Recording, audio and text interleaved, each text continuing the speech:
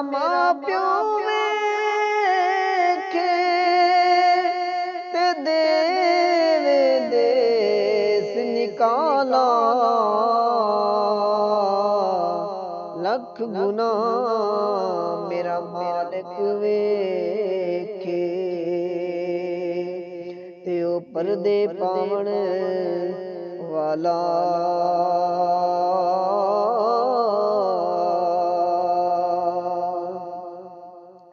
दिया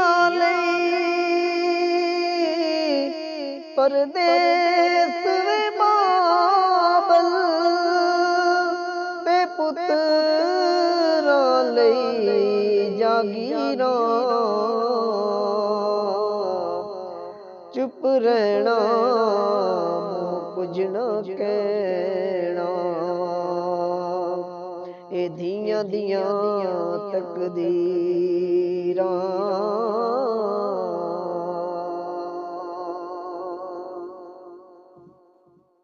ते बेली बेली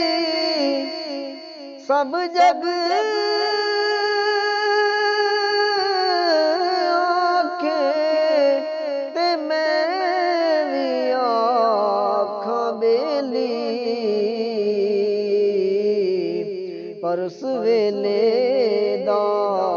हो कोई ना बेली जद टुरसी जान अकेली।